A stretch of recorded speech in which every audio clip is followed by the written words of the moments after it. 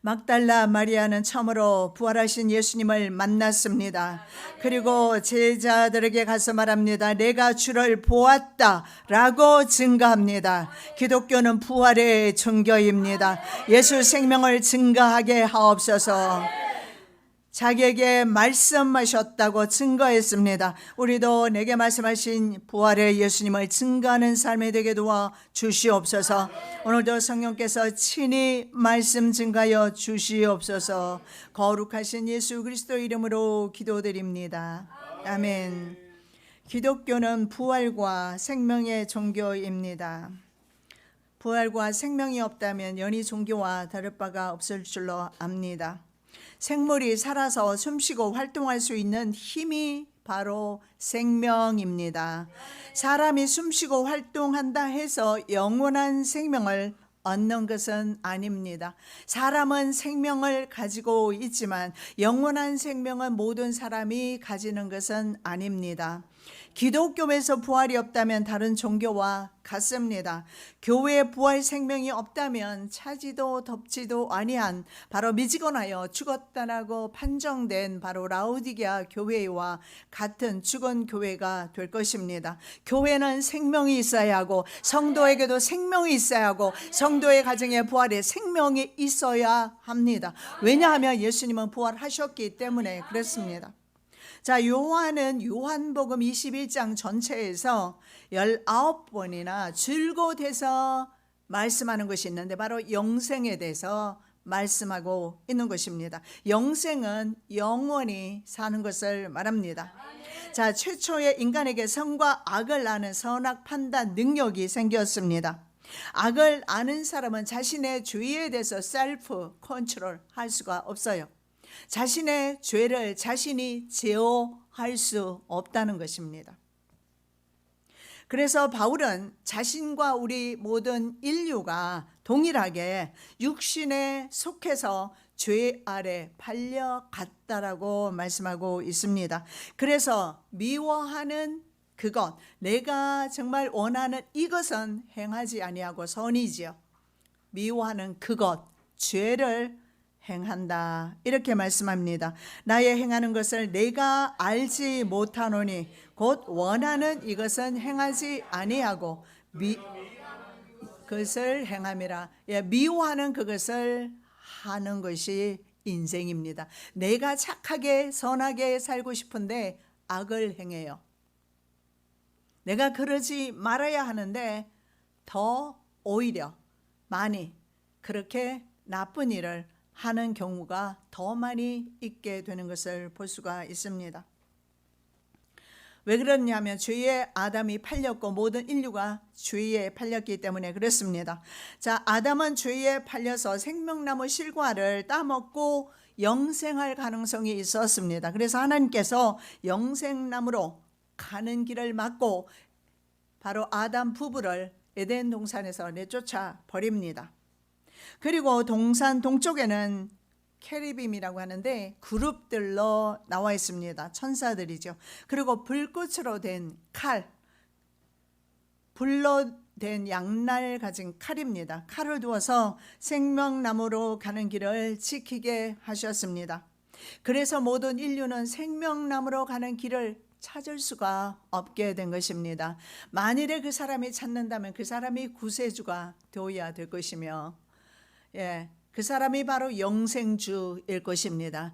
영생을 주장하는 인간들조차도 영생하는 사람은 한 명도 없다라는 사실을 우리는 알고 있습니다. 왜 그러냐 하면 바로 영생할 수 있는 에덴 동산에서 죄를 짓고 영생하는 길을 잃어버렸기 때문에 그렇습니다.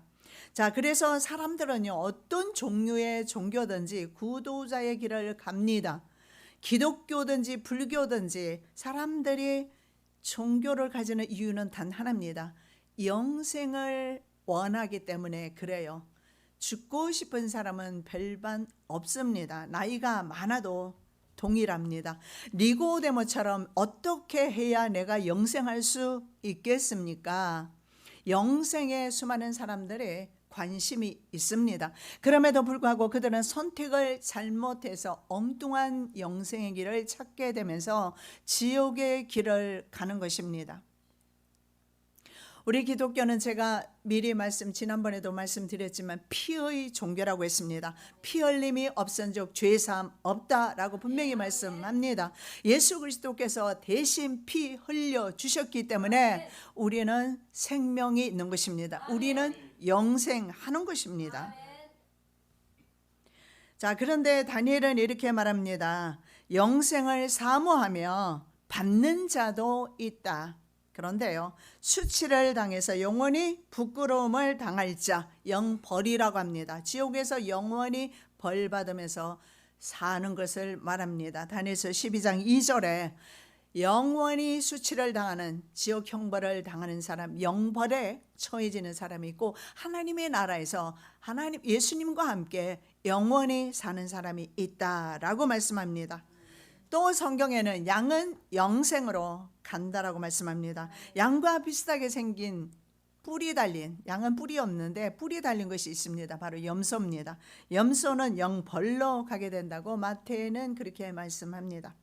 자, 어떤 사람이 이렇게 말합니다. 내가 무슨 일을 해야, 내가 어떤 선한 일을 해야 영생을 얻을 수 있겠습니까? 예수님께 질문하죠.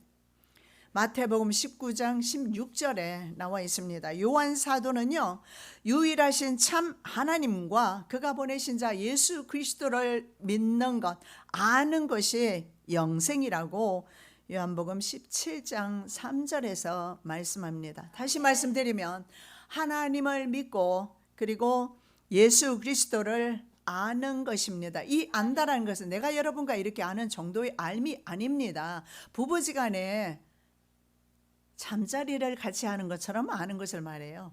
그래서 성령으로 예수 그리스도를 경험해야 합니다. 하나님을 성령으로 아는 것을 말합니다. 아직도 성령을 경험하지 못했다면 성령을 내려주시라고, 다른 말로 말씀드리면 부활하신 예수님을 내게 보여주시라고, 나도 보기를 원합니다.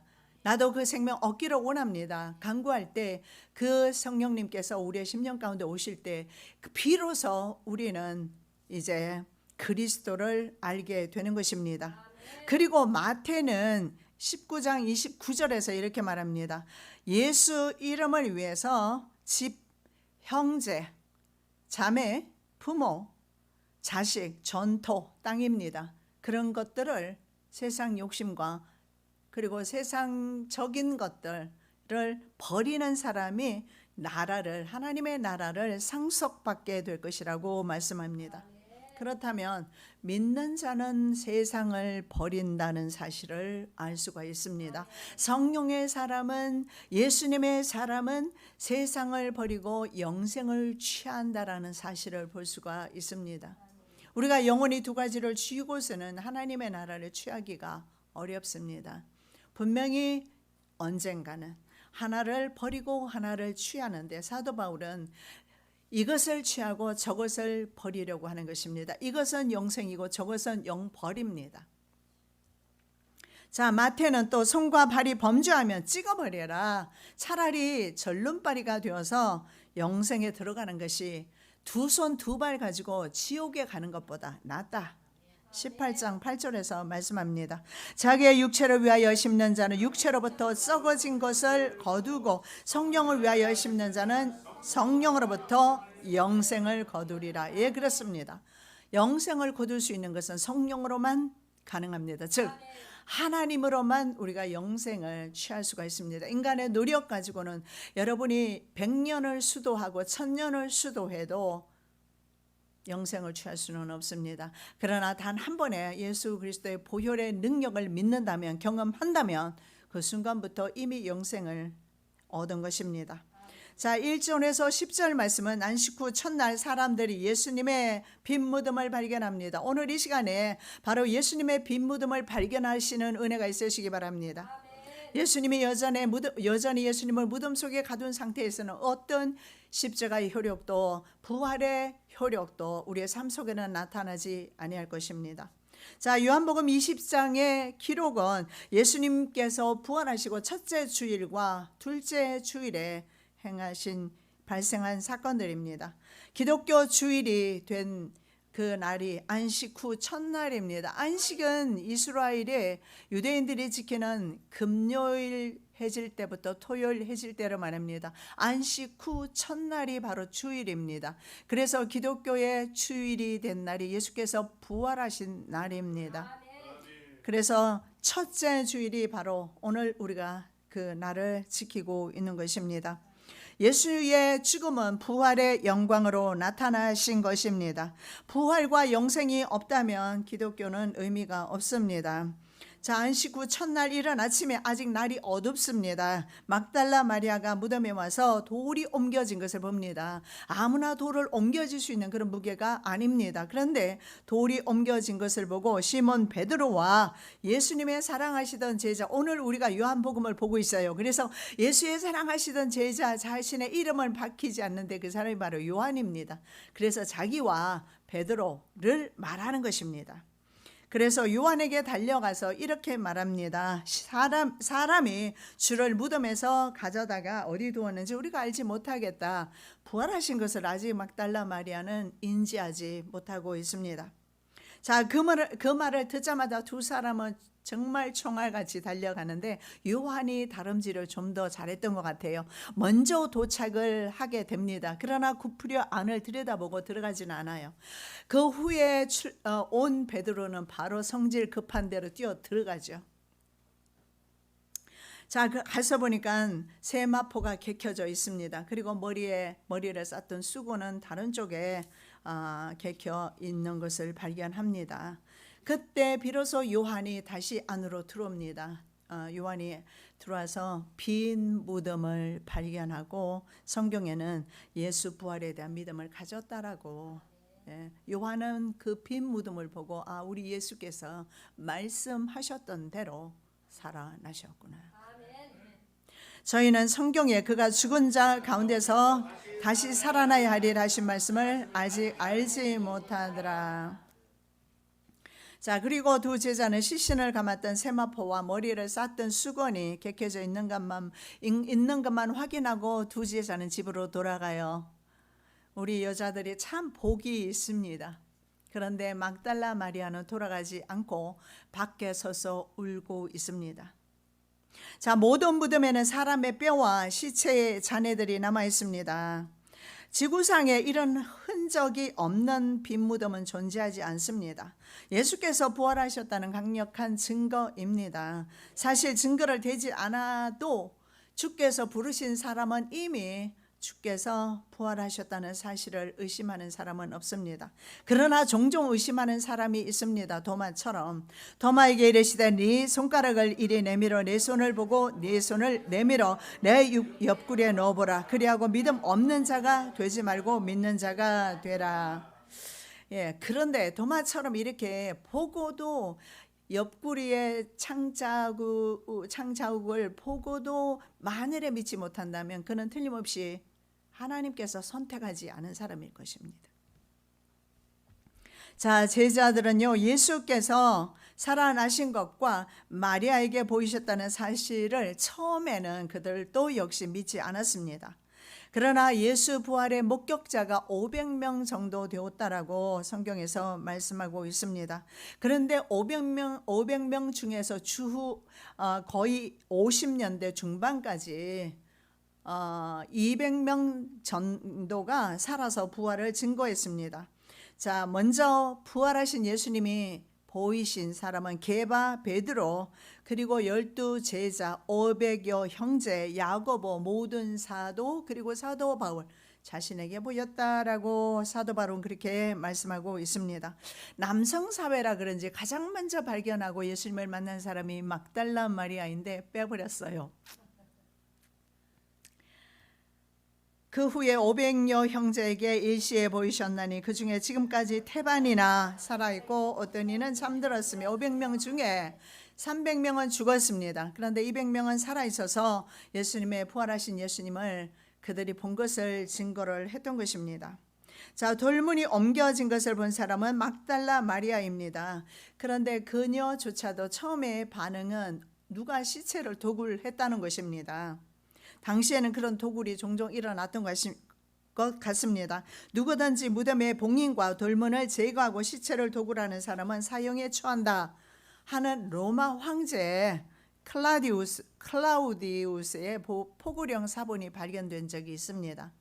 그래서 마리아도 처음에는 시체를 도굴당했다, 그렇게 평소에 주님께서 내가 부활할 것이라, 사흘 후에는 부활할 것이라 말했지만 믿음이 없는 사람들은 믿지를 않아요. 믿지 않는 사람에게는 영원히 주님은 부활하지를 못합니다. 자, 11절에서 18절 내용은요, 막달라 마리아가 예수 부활의 첫 목격자 되었다는 것을 증거하고 있습니다. 자, 마리아는 두 제자와 함께 집으로 돌아가지 않습니다. 무덤 밖에 서서 울면서 몸을 굽히려 무덤 속을 들여다보지요. 그런데 흰옷 입은 두 천사가 보입니다. 그 중에 한 사람이 예수의 시체 누였던 머리편에 있고 다른 사람은 발편에 앉아 있었습니다. 천사들이 어찌하여 여자여 우느뇨 이렇게 묻습니다. 막달라 마리아가 사람들이 내 주를 가져다가 어디에 두었는지 내가 알지 못해서 울고 있습니다, 이렇게 말합니다. 그리고 느낌이 있었던 것 같습니다. 뒤에 아마 누가 있다는 느낌을 받은 것 같아요. 순간 돌이켰을 때 어떤 청년을 발견하게 됩니다. 여자여 어찌하여 울며 누구를 찾느냐? 바로 예수 그리스도, 부활하신 예수 그리스도께서 막달라 마리아 사모하고 열정적으로 새벽까지부터 달려온 그 여인에게 주님께서 가장 먼저 모습을 보이셨던 것입니다. 처음에는 동산직인 줄 알았습니다. 주여 당신이 만일에 가져갔거든 그 시신을 내게 주옵소서, 이렇게 말합니다. 정말 막달라 마리아는 주님을 사랑했던 것 같습니다. 그런데요, 사랑해도 부활 믿음이 없다면, 부활 신앙이 없다면 반쪽 신앙입니다. 아직 부활을 믿지 못하는 것입니다. 16절입니다. 예수께서 마리아야 하시거늘 마리아가 돌이켜 히브리 말로 라보니여 하니 이는 선생님이라. 자신의 이름이 불려질 때 예수님을 알게 됩니다. 여러분, 종종 자신의 이름을 주님이 불러주실 때 경험하신 분은 어떻습니까? 정말 눈물이 앞을 가릴 정도로 감격하고 감사하고 방금까지도 낙심천만이었지만 힘이 솟아나는 것을 경험할 것입니다.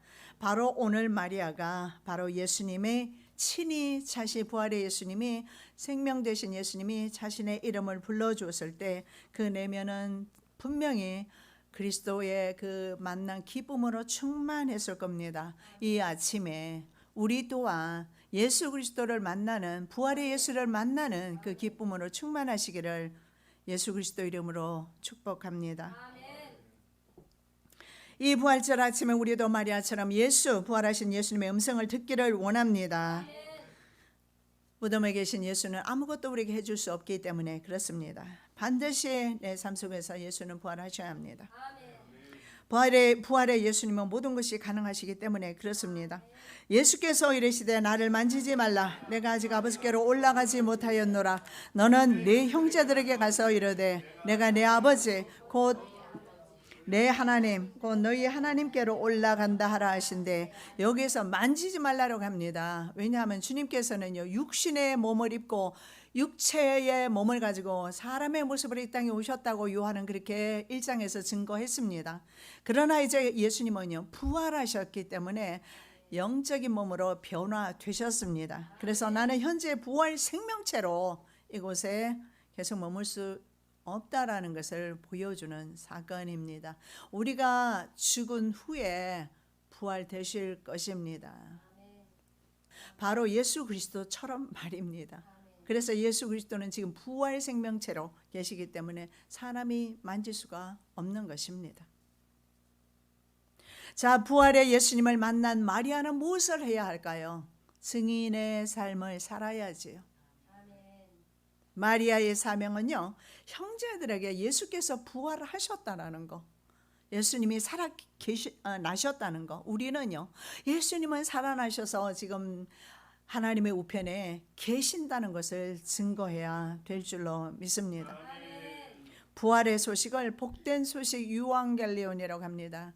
바로 전쟁터에서 돌려오는 소식이 유앙겔리온입니다. 기쁜 소식이죠. 생명의 소식이 유앙겔리온입니다. 복음은 예수께서 부활하셨다는 소식입니다. 바로 복된 소식, 생명의 소식이에요.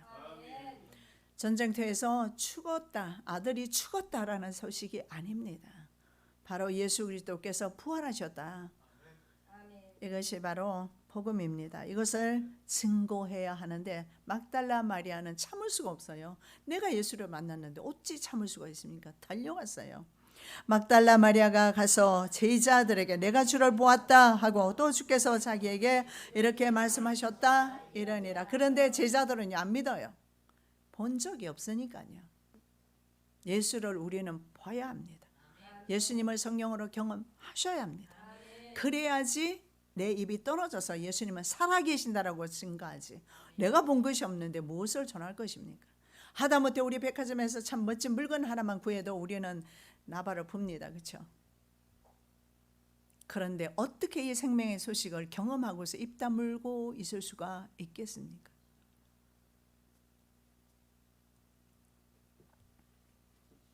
우리는 반드시 입을 열게 되어 있습니다. 정말 부활의 생명이 내게 있다면 우리는 입을 닫고 있을 수는 없어요. 만나는 사람에게 예수를 증거할 것입니다.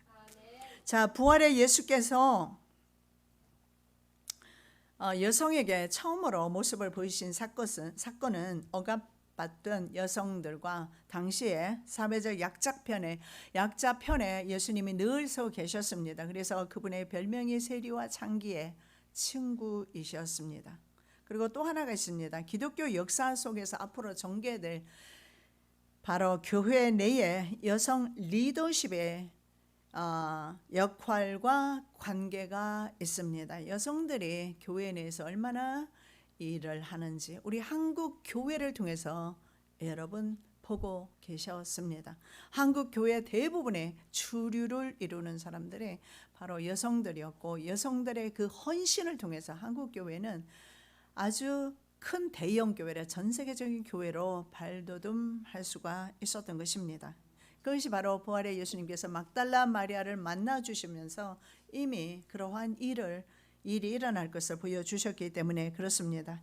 그런데 고린도전서 14장에 보면 사도 바울은 역시 유대 남자들이 좀 편협한 게 있었던 것 같습니다. 여자는 교회에서 말하지 말라 이렇게 말합니다. 그리고 만일에 배울 게 있으면 잠잠하고 남편에게 배우라 이렇게 말하죠. 수건이나 쓰고 그냥 교회는 잠잠히 있으라. 좀 시대적으로 좀 맞지 않는, 그러나 사실은요 구약시대 때부터 어땠습니까? 뭐 드보라라든가 여성들이 하나님이 따로 부르셔서 사용했던 적이 있음을 알 수가 있습니다. 중요한 것이 있습니다. 주의 일에 있어서 남녀노소 이런 거 따지는 사람 치고 정말 성령의 사람일까 의심해 보셔야 됩니다. 주의 일에서는 남녀가 관계가 없고 노소가 관계가 없어요. 어린이를 사용하시는 하나님의 사역을 종종 우리는 보게 됩니다. 오히려 약할 때 강하게 하시는 하나님이라고 성경을 말씀하고 있죠. 우리가 약할 때에 너희의 강한 것을 기뻐하고 또 이것을 위하여 구하니 곧 너희의 온전하게 되는 것이라. 약하다고 자신의 약함과 자신의 죄성을 인정하는 사람이 바로 하나님 나라 백성입니다. 하나님의 자녀입니다. 하나님 나라를 유업으로 차지하게 될 것입니다. 자, 평소에 예수님은 공생의 사역 시작 초기부터 유대 사회에서 전통적으로 남자와 동등하게 대접을 받지 못하던 그런 여자들을, 온전하게 인격적인 대접을 받지 못하던 여자들을 늘 데리고 다니셨어요. 여행에 합류시키셨습니다. 그 중에 가장 독보적인 존재가 바로 막달라인 마리아였습니다. 마태는 새벽에 막달라 마리아와 다른 마리아는 누구냐 하면 작은 야고보와 요새의 어머니 마리아라고 말합니다. 마가는요, 막달라 마리아와 요새의 어머니 마리아가 예수 둔 것을 보았다라고 마가복음 15장 47절에서 말씀하고 있습니다. 그렇다면 막달라 마리아는 누구인가? 자, 누가복음 8장 2절입니다. 또한 악귀를 쫓아내심과 병 고침을 받은 어떤 여자들 곧 7귀신이 나간 자 막달라인이라 하는 마리아와 또 헤롯의 청지기 구사의 아나 요한나와 또 수산나와 다른 여러 여자가 함께하여 자기들의 소유로 저희를 섬기더라. 예수님의 생전에 기름을 부었던 여자 포함해서 정말 예수님의 생전에 여자들이 주님을 가까이서 모셨던 것을 볼 수가 있습니다. 마리아 마르다도 마찬가지죠. 자, 그래서 막달라 마리아는 7 귀신 들렸던 사람입니다.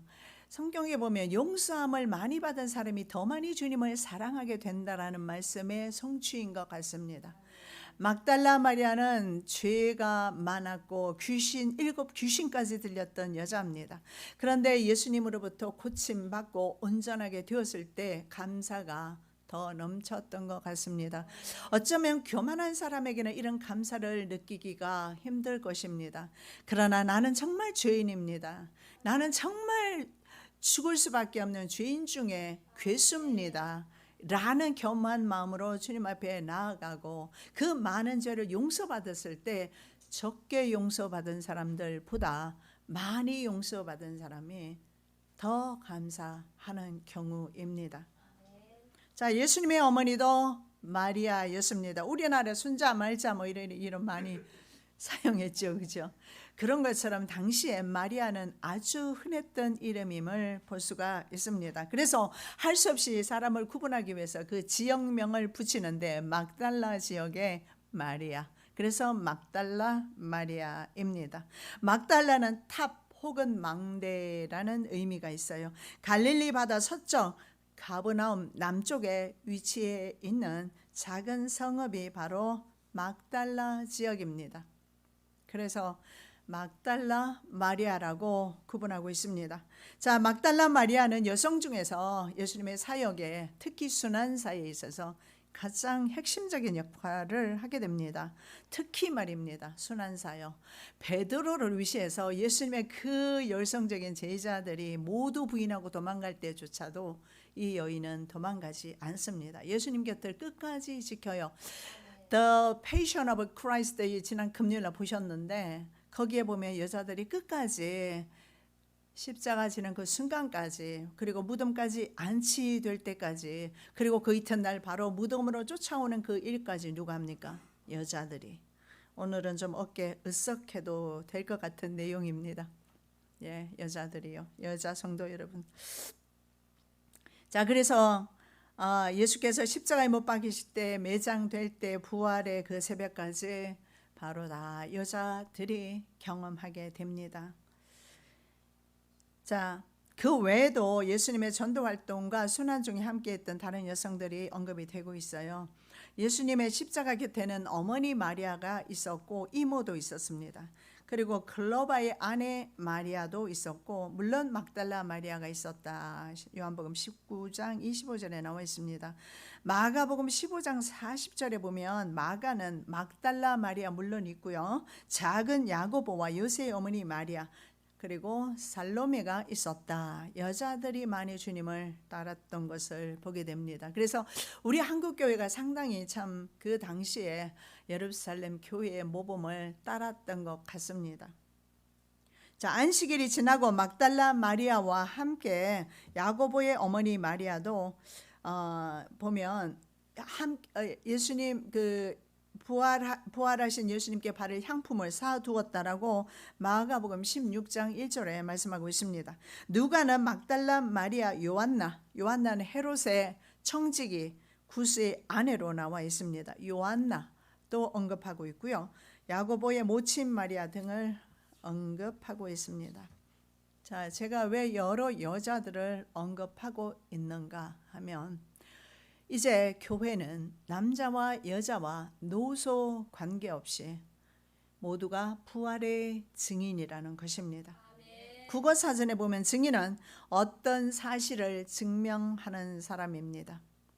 어떤 사실을 증명하는 사람이다 나와 있고, 혹은 소송법에서 법원의 신문에 대해서 자기가 경험한 사실을 진술하는 사람, 자기의 본 것을 진술하는 사람. 여러분은 무엇을 보셨습니까? 주님을, 부활하신 주님을 보셨습니까? 그렇다면 부활의 주님을 증거하셔야 돼요. 그 증인으로 저와 여러분이 채택되었기 때문에 그렇습니다. 남은 세월 동안에 주님의 증인의 사명을 마리아처럼 잘 감당하시는 저와 여러분 되시기를 예수님의 이름으로 부탁드립니다.